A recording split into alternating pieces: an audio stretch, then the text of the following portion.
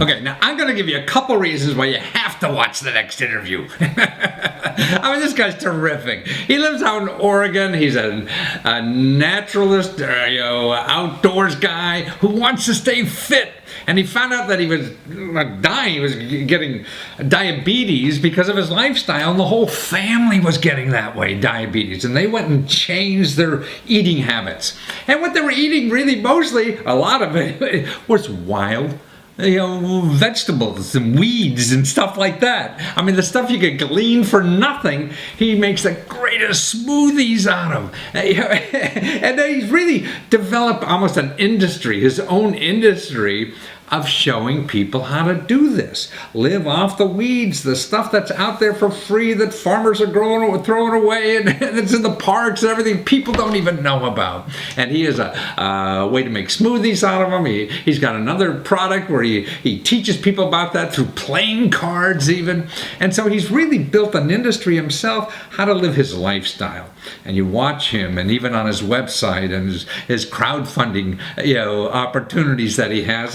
One crowdfunding thing, he made like $26,000. Another one was almost $10,000 or whatever. So he's finding a way to survive, to support himself on this venture that he loves doing.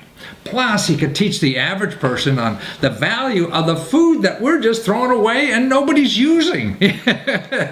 So you gotta learn on 2 points here. One, how you could take any crazy idea. Man, just think if you told your parents, well, I'm going to tell people how to save money eating weeds. And he's actually doing it and making a nice, fun living at it. So watch this video. Well, Sergey Butenko, I screwed it up though. Man, you're living the dream, aren't you, man? Doing what you want to do, helping people, and figuring out a way to make $1 at it, man. What could be better than that? Well, that's wonderful. I mean, did you ever have a normal job or not? I've had enough normal jobs to realize I don't want another one. But now I bet you're working harder than ever before, huh? Indeed, yeah. I'm on average lately I've been doing 12 to 16 hour days, but I've been loving it. Yeah, I mean that's what I can't understand, why people want to do nothing in life. Man, life is like, how much can you do? How much can you give? How much can you contribute? Yeah, and that's what you're doing. But man, you're teaching us how to live better, aren't you? You're teaching us about how to eat better, how to exercise better. But you went on Kickstarter and raised over $6,000 for a deck of cards? Man, why would people need another deck of cards? But you made them special, didn't you? What'd you do? I did. I had this idea. I recently published a book, and the book is entitled Wild Edibles, and it's all about what foods you can eat for free that grow in nature. But, the problem with the book is it's bulky. We actually don't read anymore, so who knows if people will buy my book. And I figured if I condensed that information and put them in a package that could fit into your pocket, people would listen. So I took the valuable information out of my book, put them on a deck of cards, so you can take that deck of cards with you anywhere, hiking, backpacking, on your drive to the mall. I see. You can play poker with them. And it also doubles up as flashcards that tell you what's edible, why it's good, why you should eat it, how to eat it. Well, now, so you're saying that when we're out in the wilderness almost, or camping or hiking or whatever, there's a lot of stuff, or even in our backyard, that we're going to pull this stuff and throw it away. We really could eat it, and it's better tasting than most of the stuff we're buying. Absolutely. We are surrounded by free, unintentional food. Wow. And we just have no idea. So if you're a gardener, or you have, if you basically have eyes and ears, you've probably walked by tons of food that you may not know is food, but it's still food. And it's very high quality. It's better than organic, in my opinion. And it's there to help us. So these cards will show you what you can eat. Half the weeds that sprout up in your garden are incredibly nutritious, can be delicious depending on how you prepare them. Mm-hmm. I mean, we had a discussion prior to this recording, and I was telling you that I saved thousands of dollars every single summer by eating wild edibles. Wow. But more importantly, you said you went to these organic farms and saw that They had more food they were growing there by accident that didn't even know. Yeah, totally. And actually, it's funny that you say that because at my local farmer's market, several years ago, I started this conversation with a local farmer. I said, hey, and I brought a little physical sample of purslane, a wild edible, and I said, do you have this at your farm? And he said, I do. It's a plague. I said, can you bring me a pound of it next week and I'll buy a pound from you? And he said, that's crazy. Just come out to the farm. You can weed for free. Fast forward 5 years, he's selling purslane and other wild edibles at his farmer's market. So what in effect happened is I educated this guy. He expanded his market. He now sells things that no store does, so more people go to visit his booth. Wow. I mean, that's incredible. And that's why, I mean, to me, what you're doing, not only, teaching people how to eat better, you're helping people how to be entrepreneurs by selling weeds. They don't have to invest any money in growing that stuff. They really don't. Here's another example. So for many years, I grew a garden because I think it's important. It's, especially as food costs rise. But then I realized, why the hell am I putting all this effort and money and water into these plants that are nowhere near as nutritious as wild edibles? So I harvested some wild edible seeds and I dried them. And the following year, this is what I did. I soaked the seeds in water. I went in my backyard and just tossed them. And I forgot about them. I didn't have to do anything. I came back 2 months later and there was dandelion greens and purslane and malva and miner's lettuce. And I just pillaged them, threw them in my Vitamix, blended them up with some fruit, and made a green smoothie, and it didn't cost me any work or money or time or anything. Wow. Well, another prize. So you raised $6,000 to help you make that deck of cards. Is going to be in January, right? So people go to your website even now and start ordering for January, and your website is Sergei, SergeiEnko.com. Right? And then also you're working on a documentary video on how eating these vegetables that you find for free could improve your endurance, your running and everything. And you took these triathlete runners and did an experience. And what happened to these guys who lived off your greens? Well, I'm afraid I can't tell you that because I have a lot of Kickstarter people be really mad because I promised I'd tell them first. Okay. But I will say that I put 10 endurance athletes on a green smoothie that I made for them for 6 weeks. I have a full feature-length film coming out at the end of January, and the results were incredible. Wow. You guys wouldn't believe that you too could benefit incredibly from just blending greens and fruits together in a blender. Well, it has to be. You're putting junk in your body, man. It's sort of like putting bad gas in the car. It's not going to run very well. So the better you got the input, the better is going to be the output. Well, that's terrific. So you really created this life for yourself of I guess it involves travel, and you're an author. You're into fitness, but sharing that information you're getting about how to live off weeds, man. Boy, that talk about a sustainable living. Now, if you could get us how to live off stupid politicians, that would be even better. That's my next book. So what else do you have? And actually, I should let people know that you have a unique family. Your whole family's like this. I mean, you went on a hike from Canada, or from Mexico to Canada, 6 months, 2,600 miles. Your whole family did it, and most of the time was living off wild weeds. Huh? Yeah. God, that's fantastic. I had really good examples. My parents were very alternative, and at times I had no idea what the hell they were trying to teach me. Child abuse. Saying where your mom says, one day you'll thank me. Yeah. I really did have one of those aha moments, and I repeatedly do when I'm like, oh my goodness, the reason she only spoke to me Russian when I was growing up is so that I could be bilingual. She was right. The reason she took me on a hike that was so long is because that helped me develop an appreciation and love for nature. She's right. And Ah. so on and so forth. Well, see, now not only that she gave you that as a wonderful gift, but now you could see how important it will be to give that gift to your kids too. So, Future kids have no idea what's coming. I'm like, as I near 30, I'm thinking, what kind of crazy life can I put my kids through? It's like the wheels are turning. well, it makes them resilient, like you. I mean, now you know that you could land on your feet and do whatever the hell you have to do to get things done. And I think that's the best thing a parent can do, whether it's through education, formally, informally, or whatever. There's nothing better to give. Well, you're a treasure, Sergi, and mainly by encouraging people to find out what they really can do in life, and they don't need a lot of money to do it. Whether you go on Kickstarter, get the money you need to do the project you need, or live off weeds that are free and people are throwing away. What could be better than that? Well, you're a gem. Now, why can't we get more people to do this, huh, Sergi?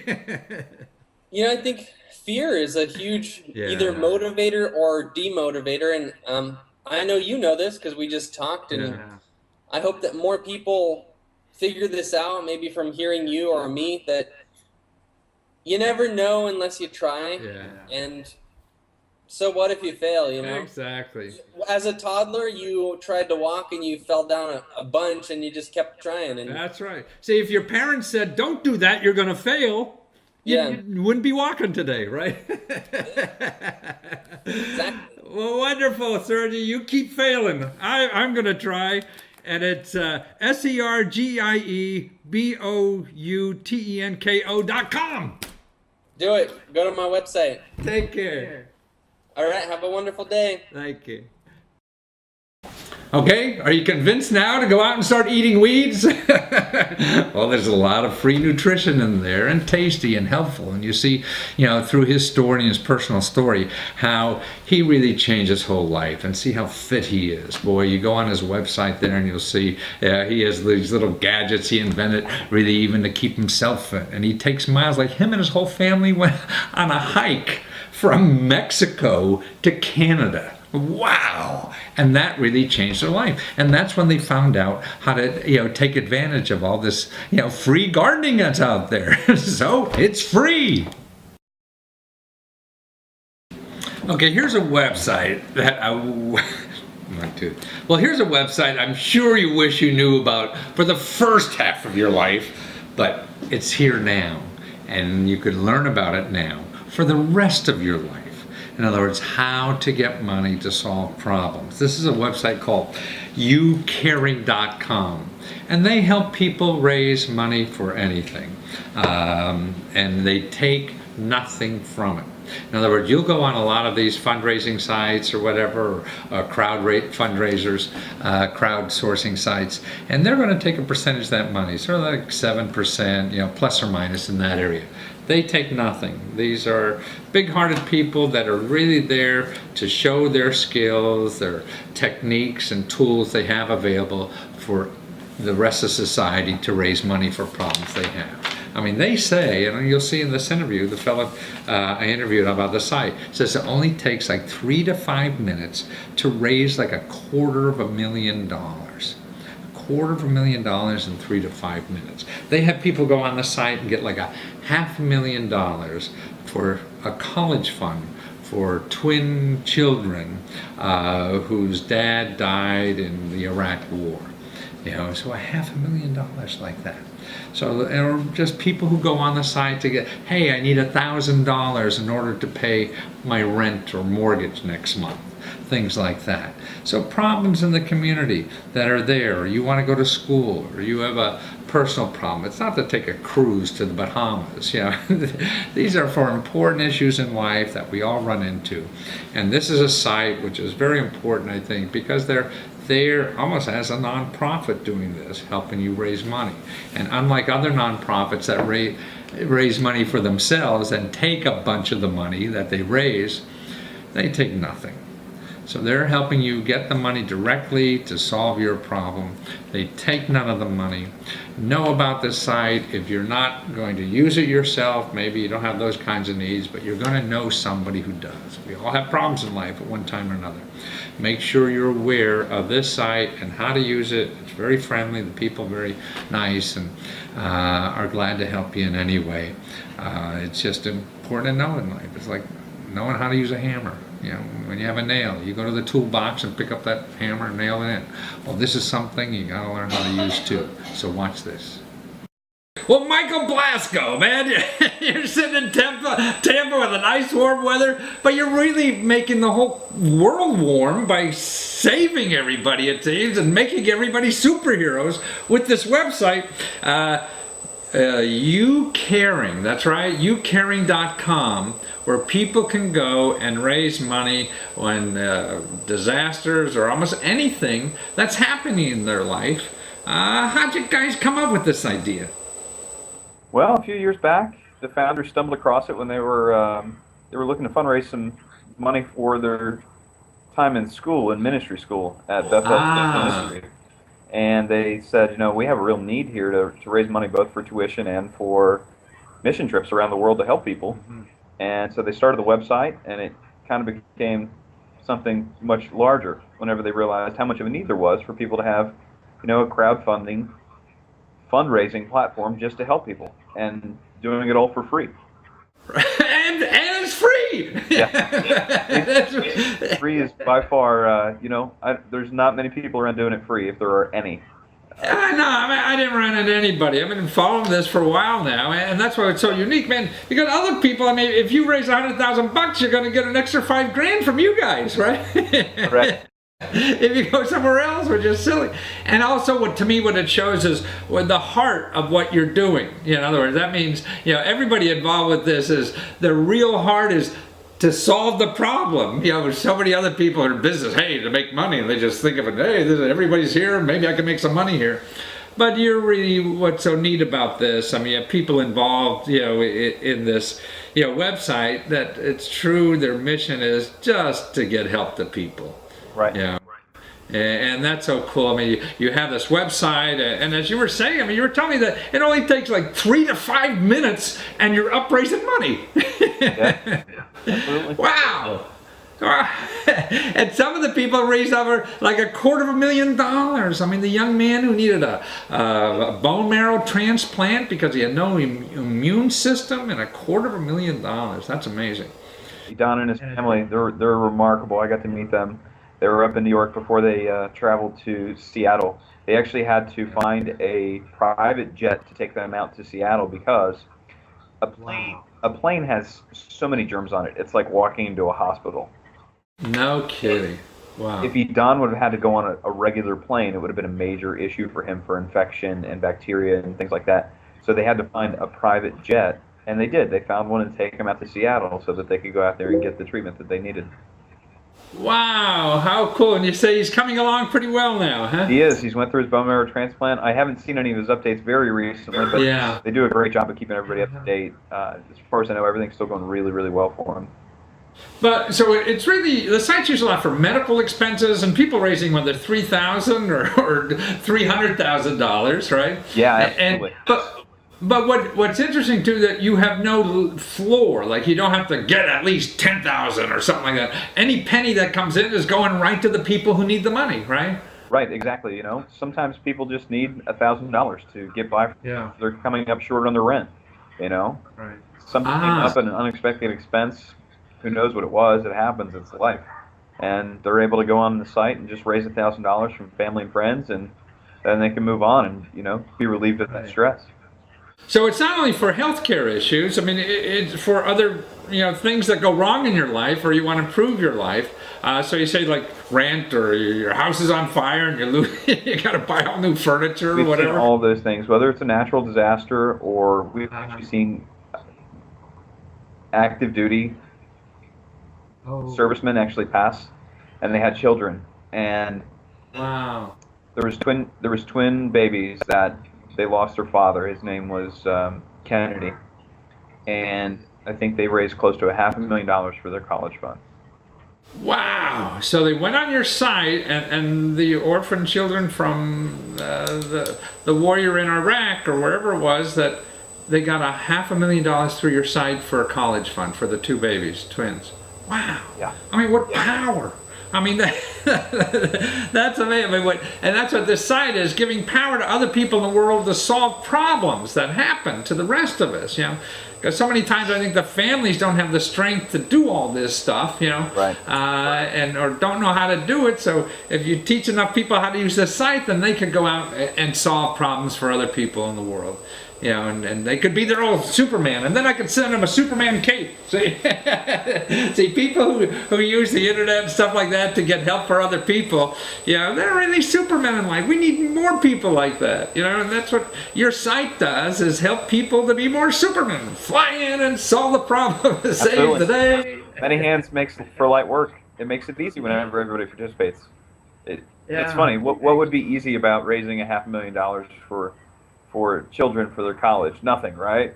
But when everybody does a little bit. Yeah, it is.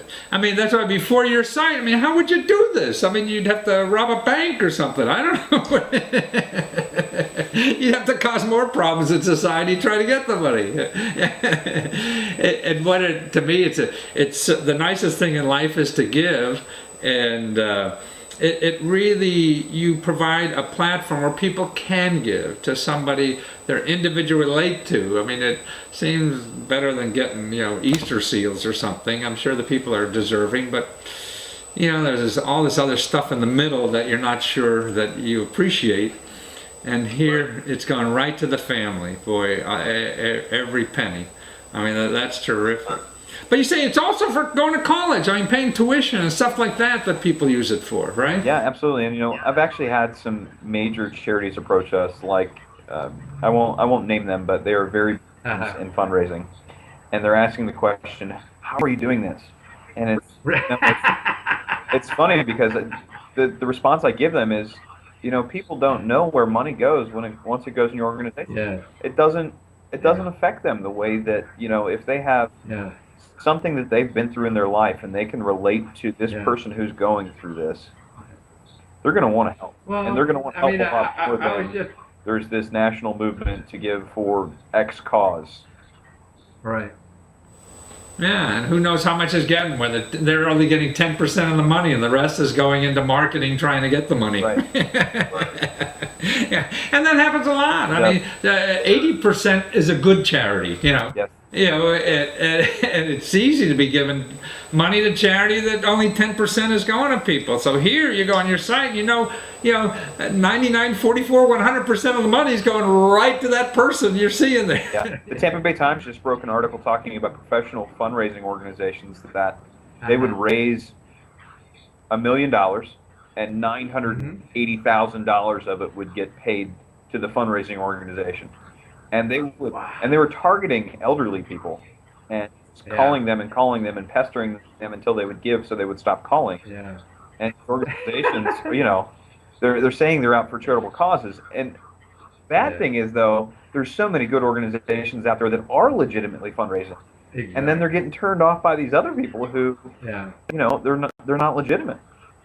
Absolutely, and that's why check them out with the Attorney General for. I've been interviewing Attorney Generals around the country too, who monitor these nonprofits, because you can go out and find out how much they're really giving if you do a little work before you give them the money. Right. But here, the family's getting 99, 44, 100% of all that money that you're giving, and you see who's getting it, and the people. I mean, I just think it's wonderful, and it's wonderful what you're doing, Michael, and the people involved with this. So it's youcaring.com. If you have somebody in your community that needs help, financial assistance with a problem or whatever. Go there, you can show them how to do the site yourself. It only takes 5 minutes, right? 5 minutes to be a superhero. The real superheroes are the donors, though.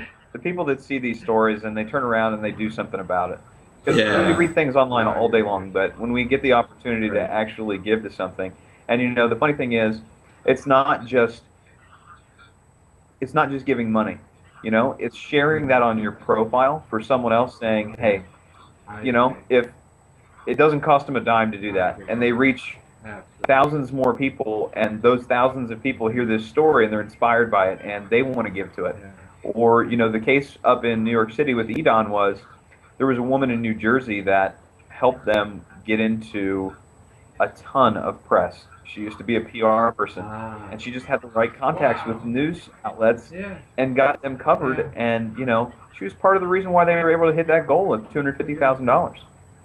So she gave, and that's why to me the most selfish thing in life is giving, because it feels great. Nothing feels better than that. Well, thanks for giving us the website, Michael, and that's youcaring.com. Thanks, Matthew. Take care. Okay, so put that in your bag of tricks now. You always know when you hear somebody say, hey, boy, if I only had $5,000 for this hospital bill, or do this, or fix up the house, or whatever, you know, hey, try this site, youcaring.com, because they take none of the money. It all goes to you. And even when you're trying to give to nonprofit organizations or whatever to help, they come and fundraise. See, they're taking a bunch of the money, and some of it, sometimes it's like 80% goes to them for trying to get the money. Here, they get none of the money. It all goes right to the person in need. So it's something you got to know. Okay, how would you like to take your idea, okay, and then go to the internet and within 2 months get like over $670,000? That's right, $670,000. And listen, you won't get any partners. You won't get any banks. You won't get any investors. These are all from sources that you don't have to share any of your business with. They don't get any of the profits. You get it all. So what a great idea. Almost $750,000 and you don't have to share it with anybody. It only takes about 2 months to get. Yeah. Well, that's the kind of things that are happening out there nowadays, you know, and it's happening all on the internet to the people who learn how to use that tool.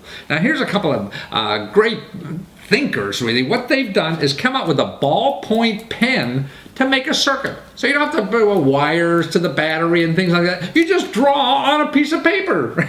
And it gets rid of, your pen gets rid of wiring anything. And it's a great tool to help kids learn about electricity or electronics and all this kind of stuff. Or for the backyard, you know, or the garage mechanic or the tinkerer and all this kind of stuff. But it's going to be a boom to education, a boom to development, you know. And that's why, you know, they found the internet so they don't have to share any of the money. So see how they did it. Okay, Stephen Walker, boy, you're an inventor of the circuit pen. I guess that's what you call it, the circuit scribe, but it's really like a pen, so you're drawing circuits. But, you know, it's a fantastic idea, and I think you're going to change the world and educate America on how to be more inventive themselves. But you're so smart inventing all this stuff, but I can't understand, why weren't you smart enough on Kickstarter to realize you didn't ask for enough? I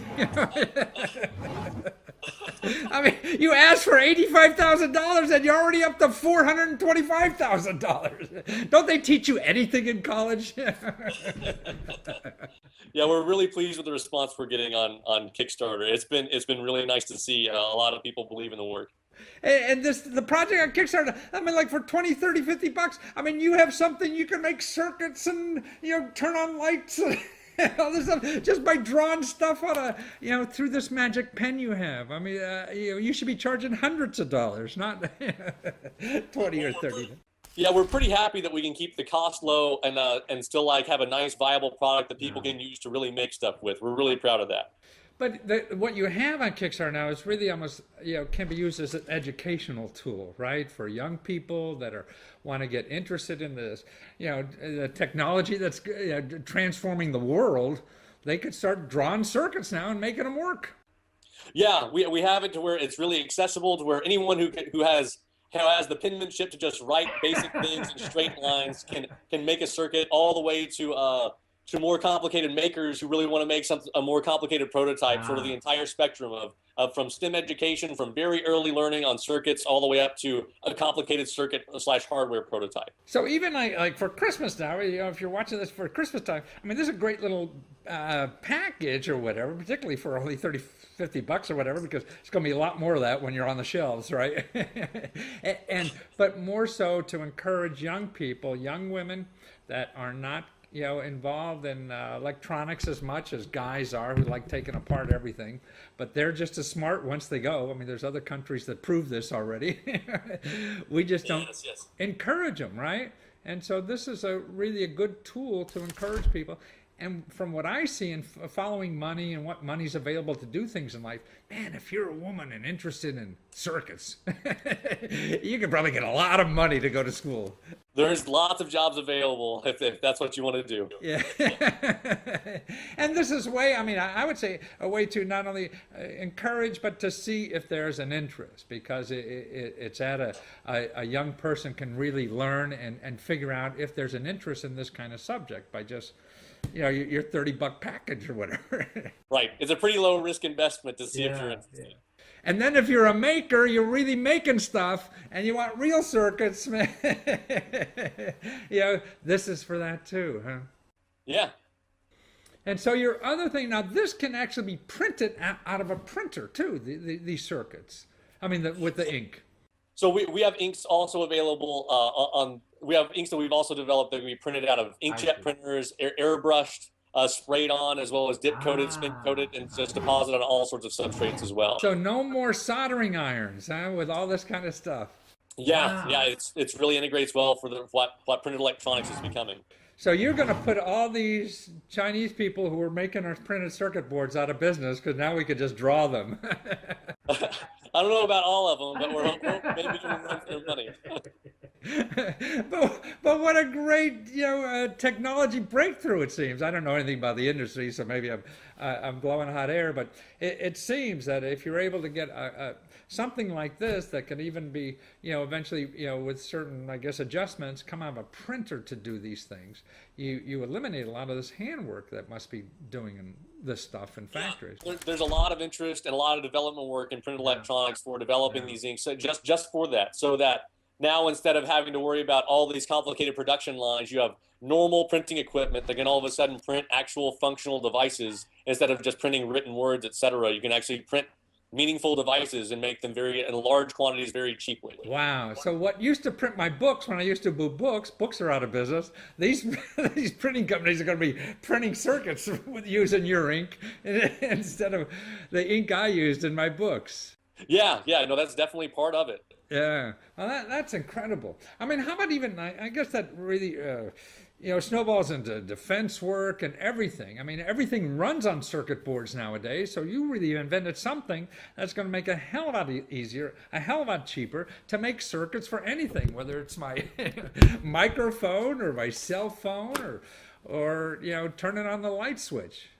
Yeah, that's the goal, is we're really trying to develop easy-to-use products that integrate into the current manufacturing infrastructure to really just increase quality of life by making the devices that we use all the time, like electronics. Yeah, well, that's so you can take what you're doing with your PhD, and you just got your PhD, right? In engineering? Yeah, not that long ago, April of this year. Yeah, but who's counting it? and now you say you're able to do with that, improve quality of life of other people. I mean, that must be a wonderful feeling, yeah. It does. It's really rewarding work. I got to say, it's really nice to get up in the morning and have that sort of motivation. Right. Well, I mean, you have to have some motivation to get through the PhD program in engineering. Yeah, a little bit. But you said, I guess your mentor there or advisor started this work earlier. Is that right? That she's been developing something. Yeah, Jennifer Lewis has done quite a bit of work in printed electronics, and so some of the developments on the ink, on the particle side, on the particle-based inks, were done by colleagues of mine in the research group earlier, and then it's just been refined further and further, and then spanned across different application areas. So once you got your PhD, you said, "Hey, let's start a business." Huh? Why teach? Let's start a business, and you started this business. And really, the university there had incubators to help you get off the ground with your business. Is that how it works? Yeah, the University of Illinois has great incubator space. We have an entire park developed to spin off technologies called Research Park, and then I am located in Enterprise Works, which has entire lab spaces developed towards sort of incubating this technology and making it grow and developing it into a full-fledged business. Wow. And so the university, because they gave you all this equipment to help you develop this and invent this, they take a little partnership out of this too for you, huh? Yeah, so since it was developed during the graduate work when I was doing my PhD, then they do get a small portion of equity in the company as well as some small royalty as far as actually producing anything. So they're good business people too, huh? Oh yeah, they know what they're doing. They're not going to let that slip through their fingers, right? So that's what. So to find this, now anybody could go on Electronic Inks, so ELECTRONINKS, right? .com. And you could find out about all the stuff you're doing and also get to the quick starter page real fast, because that's where the consumer could really make out on this stuff and find out about it and help young people, learn more about electronics and engineering and the like. Or if you're a maker and want to just make stuff in life, you've got that little thing going. Yeah. Well, thank you so much, Stephen. Awfully nice to talk to you, and glad you're getting a PhD in this and making our life better. Well, thank you, and I appreciate the opportunity. Take care. You too. See, now the most important thing about all this stuff is using the tools, using the internet to get the money, taking your idea, spending the time, on your idea to make sure you find people that are interested in it. Your friends and relatives and things like that. They probably, they may be superficially interested, but they're not going to give you money for it. The people who give you money for it, man, they're your best people, and that's how you find them, is on the internet. Now, there are a lot of changes going on in our world nowadays, and you can look at it as a pain in the butt because they just don't make that stuff like they used to anymore. Or you could look at it as an opportunity for you to get something better than you had before, an opportunity where you see to make more money than you have before, because new things, new industries, new businesses are popping up all over.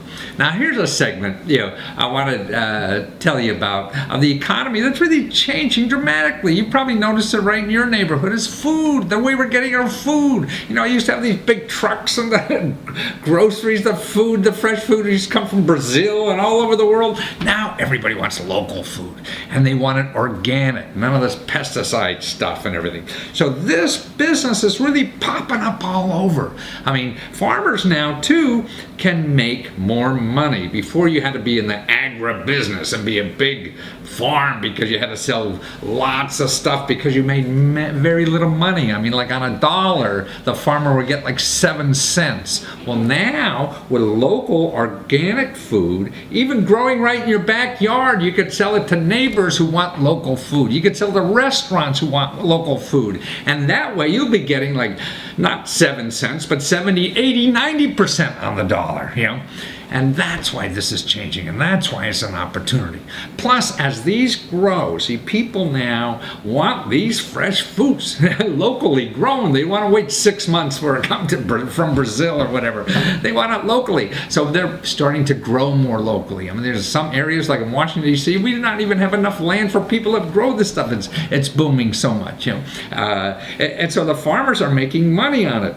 And then restaurants are even starting their own farms, because every fancy restaurants wants their own fresh vegetables grown in the area, so they don't have to rely on anybody else to do it. See, that's what's going on. So now, see, what I see, there's other businesses within that. Like digging in the dirt or something like that? Well, here is somebody I recently interviewed that started a business of being a middleman. So if you want fresh vegetables and you don't want to know how to find them and even bother going to the farmer's market or something, he's got a delivery service. Yeah, that goes out, finds the vegetables, makes a deal with you, and then gets it and delivers it. Man, Isn't that a neat business? All you need is a car, a way to get around, and a bunch of customers. You can find the farmers. You spend some day doing that. Yeah. So that's why these kind of opportunities are popping up. Great little businesses, and he's really doing quite well at this. So it's a business that's really going to grow. It costs next to nothing to get in it, and his is called Next Door Organics. That's right. You get your organic vegetables just right next door, and they deliver them to you. So when you watch him talk about it, think what you could do. Hey, there's some business. You like running around like putting things together and not costing any money to do it and just make money off the, off the top. They're always the great businesses to be in. So watch this. Well, you're Chris Schumacher, and you're one of the founders of Next Door Organics. Man, you guys are going to take over the world. We'll never have to go to these, supermarkets again and get all this crappy food. We get it from guys like you who are going to deliver it fresh from the farm the next day, right? That's right. How'd you get into this, Chris? Oh, well, I grew up on a sustainable tree farm, and I got really interested in the waste in the food industry. So a couple years ago, started with my business partner, and started growing food on my parents' farm and selling it at farmers markets in Brooklyn. And have been growing the business since then, trying to create new ways to connect people with their food. But in addition to that's a farmer market, but now you're involved in the other side of this fresh business it's called the Community Supported Agriculture, or CSA. And what's the theory behind that? What is that all about? Well, the CSA, the traditional CSA, Community Supported Agriculture, is where the community or the food buyers subsidize the risk for the farm by paying in advance. So usually the traditional model, they pay $600 to $1,000 in the spring, and they get a share of whatever crops are grown on the farm. So our model, which is the alternative CSA, we take the risk ourselves, and the consumers or whoever is being the benefit, the community doesn't really have to take that risk. So we let them buy on a membership program, and any week that they want to cancel or postpone, if they're going on vacation, they can, they don't have to pay for that week, or they can cancel at any time. So we hold the risk for the farm, so we guarantee a certain supply. So no, I pay you like $20 to $50 a week, and I pick up my great bunch of fresh fruit and vegetables every week. And if I go away for a week or something, I don't have to keep paying you if I'm not there, or I have enough, broccoli. Broccoli or kale or whatever species. But also you have a shopping service for this is all local food. So when we go to a CSA, we're buying local stuff like down the street. So it comes off the farm one day and I get it the next day, right? Exactly. I mean, in addition to the stuff that's pulled right out of the ground, we also have, local food artisans who make, different sauces, breads, any kind of prepared shelf-stable food. I see. That's made all within, the community.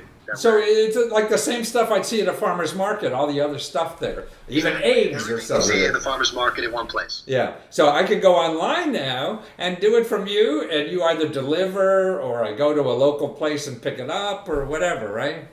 Exactly. So when you log in, you would see your pickup locations or your delivery times for your neighborhood, and you just select your membership based on that. That's right. So there's no commitment. I'm just committing a week at a time per se. So exactly. 1 week at a time. So $20 minimum. Yeah, so I could test you for $20 and get at least save a trip to fighting exactly. Find out the carriages. You'd rather like to go to the farmer's market yourself after a couple weeks. No problems. And it's all really local community farmers, right? So, these are not people in the middle of Iowa giving me food in New York City or anything like that. Right. This is all, this is all within, say, 100 to 200 miles. Wow. So it's really supporting. A lot of it is much closer than that. So it's that's about the. yeah. So it's giving your money also to your local neighbors, as opposed to the guy in Iowa. I don't know at all. He's not getting much of it anyway. Now you're saying that community farming like this, the farmer gets how much again? In our case, I would say probably close to 70 cents per the dollar. Wow. And in Iowa, when I'm buying food from them, how much does the farmer get there? Yeah, 6 to 10 cents. Wow. It's very little. I mean, there's several chains in between, and Wow. it's wholesale price to the difference between the wholesale price and the retail price is extreme. So what you're also doing then is making farming more profitable for farmers, and we could have more farmers around our area because there's going to be more money in it because they'll get more money than the people in Iowa only get 10 cents. Everyone who has land could be a farmer.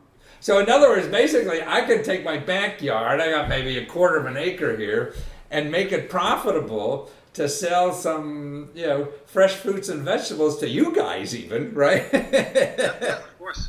And you'd sell it to my other neighbor who's, too lazy to come over and see that I have it here. Right. And I got a profit-making backyard instead of paying some guy to cut the lawn. Yeah, exactly. Yeah. But another figure you told me earlier is that, the organic farming produces like $100,000 an acre. Yeah. Wow. It's a lot of work. Yeah. Oh. It requires planting things close together. It requires, big tractors don't work. Right. It requires hand tools and old-fashioned techniques, but actually, techniques that have been reinvented recently. I see. So they've been there's been a lot of activity on the high yield, small scale farming. $100,000 an acre. I mean, that's better than putting up condos, man. If I'm going to make that kind of money. and you were saying earlier that maybe a farm in Iowa or whatever, they're lucky to make $10,000-$15,000 an acre, right? Yeah. Yep. Wow. I mean, that's what a waste of land. I mean, if we could make $100,000 out of it versus $10,000 or $15,000, man, that's amazing. And plus the transportation costs, you're cutting that out, right? Exactly. I mean, I think the average. I don't want to quote a real number. Right, doesn't matter. It's Really. over 1,000 miles is the average transportation time for transportation distance for food in the U.S. Wow, 1,000 miles. And so maybe 10 miles away, I'm getting fruits and vegetables that were picked yesterday, and I get them on the table today. Exactly, they were picked for you. Yeah, because I know Chris is there. Yeah, I mean, because we send the farmers the list, so they pick, what has been sold. So we know what's actually been picked has been picked for you as a customer. I see. So you even know ahead of time what's available, and yeah. And maybe sometime in the future we'll be able to say where your piece of broccoli was. I see. Right now that's a little bit, that's science fiction. But. Yeah, you're going to get every farm will have their little logo on their broccoli. Huh? Someone told me Idaho, they wanted to stamp a seal on every potato that came out of there or something like that. Well, this is wonderful. And you're a bright guy. I mean, you got an MBA and you're a farmer now. Yeah. Yeah, it's a big industry, and I think the MBA came in handy. Right. Exactly. That's what you're missing. But I mean, you have a sense for the agriculture because your family business is in that, and it's just great to see young people like you involved in an important part of our society, which is food, instead of living it all to these conglomerates who've never tasted any of this stuff anyway. They just eat at 4-star restaurants that's getting local food like you. These guys never eat their own food. They're getting it for places like you, and you can give that wonderful flavor, taste, and particularly, God, helping local communities, be sustainable by having local food, so we don't have to worry about the next hurricane in Iowa. Exactly. And to find you, Chris, we go to where? www.nextdoororganics.com. Nextdoororganics.com. If you're in Brooklyn or Manhattan right now, that's how to find you. If you're trying to find similar places around the country, you would search for what? Community supported agriculture? Is that what it's called? Community supported agriculture, CSA, or an alternative CSA programs. I see. Because you're really an alternative. The basic one is you give a bunch of money up front.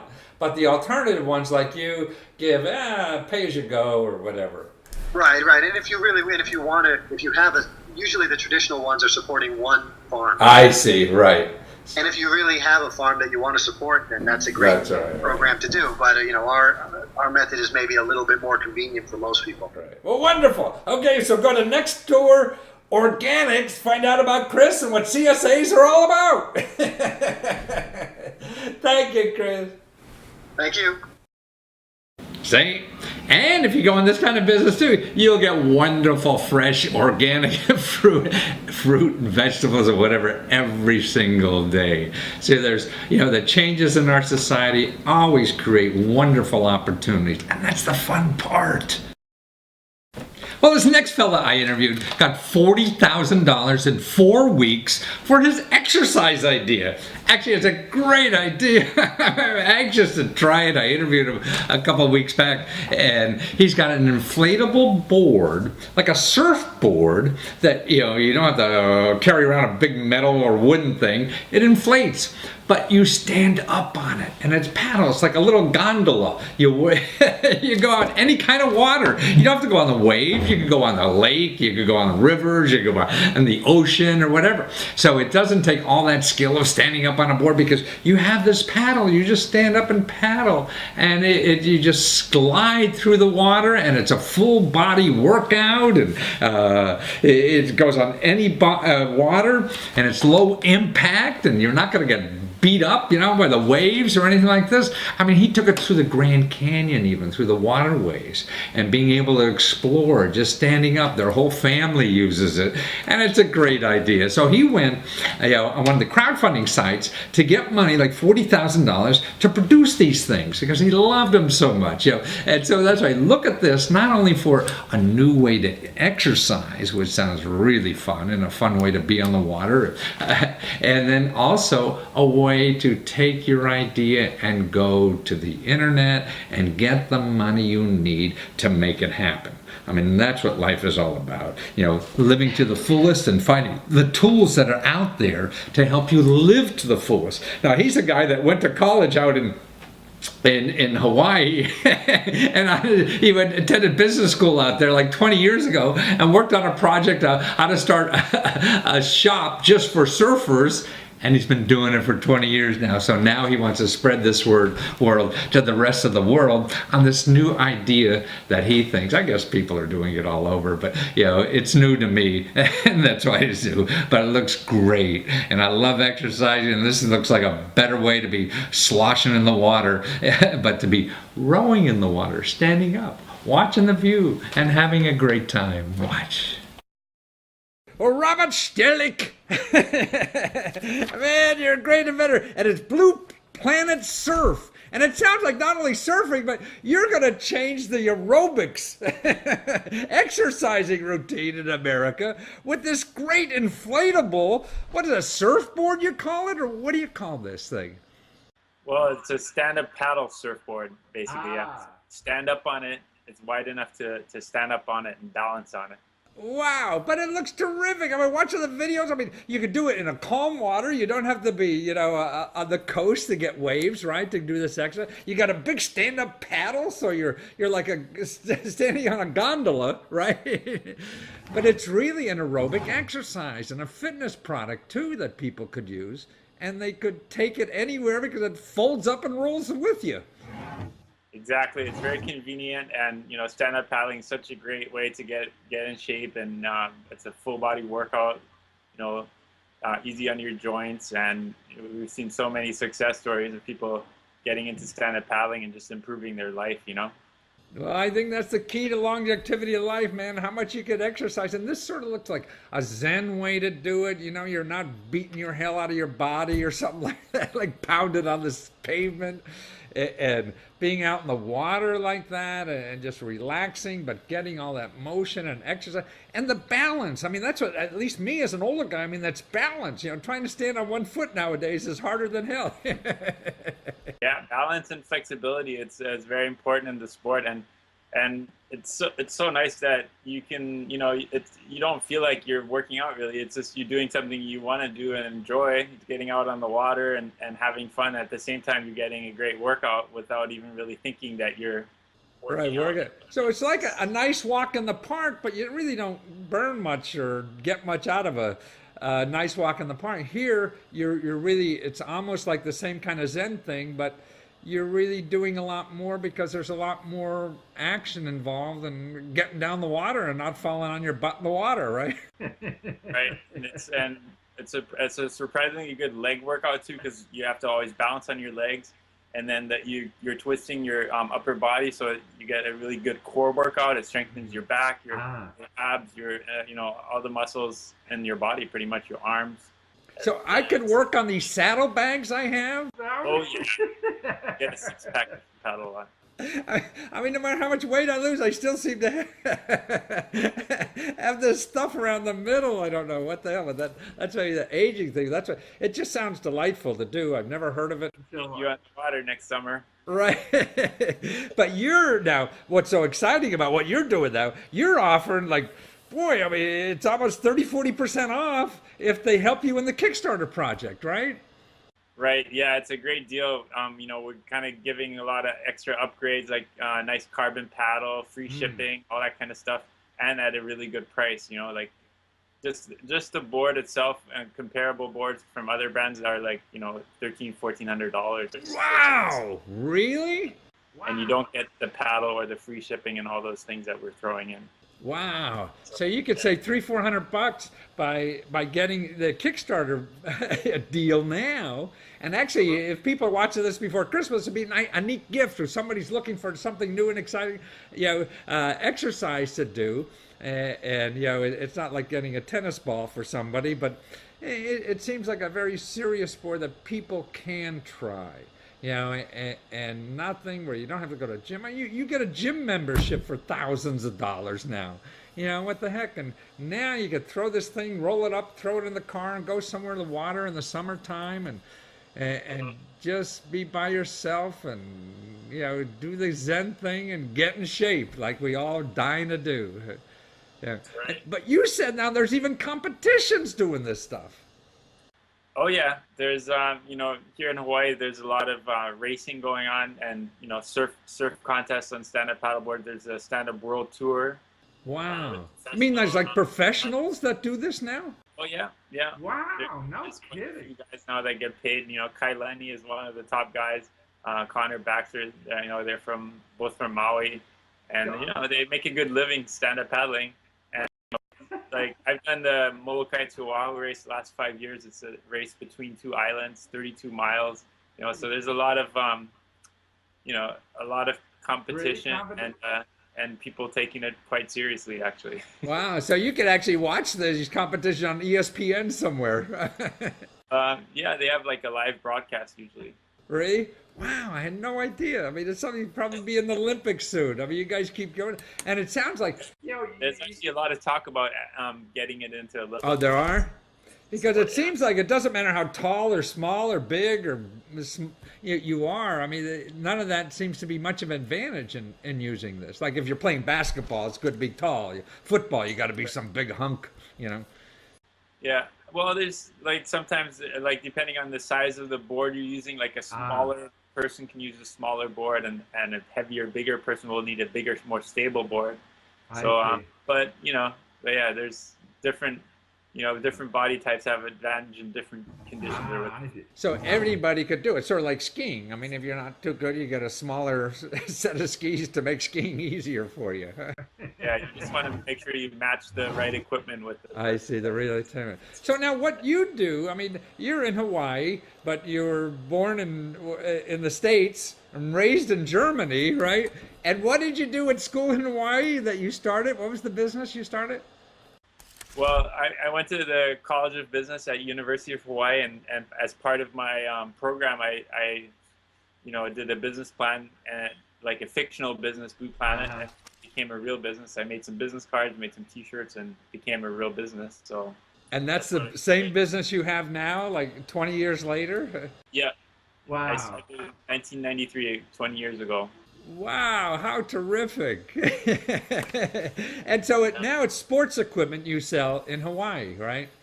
Right. Yeah. And so this is a product you designed because there was nobody else doing it like you were on the market now. It's given a great price and a great product. And this thing is those inflatable, man, it looks solid as a rock. Yeah. But not as dangerous. You pump it up really hard, high pressure, so it feels almost like a rigid hardboard. Yeah. But the convenient thing is that you can just let the air out and roll it up, and it fits in the backpack. Ah, so it fits in a backpack. You can take it anywhere. So, and you've been on. When did you start the project on Kickstarter? How long has it been on there? A week ago now. Oh, just a week, man. So you, man, you're halfway there in a week. What, at 40% now or something? Yeah. And we got till January 5th is when when it's finishing the campaign. We need to raise $30,000 to make it all happen.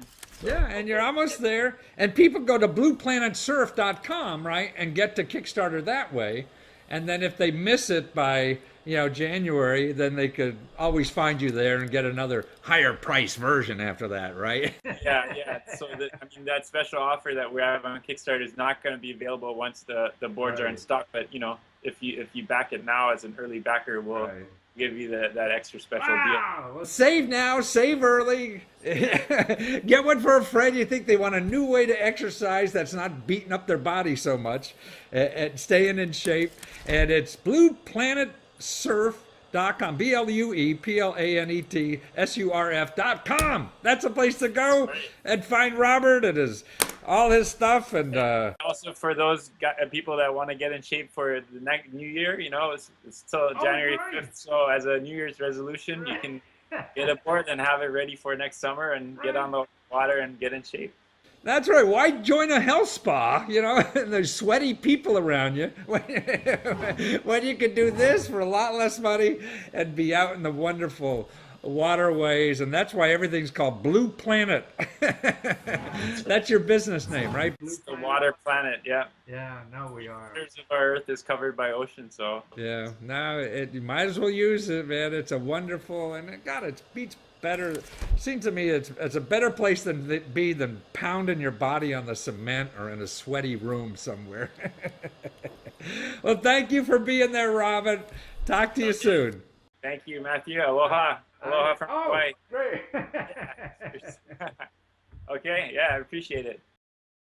Okay, so get off your butt. One way is to maybe try one of these things somewhere because they're inflatable. You can carry it around anywhere. And also get off your butt to take your idea, whatever it is, and get money to help you make it happen. Start living. Start eating as much as you can.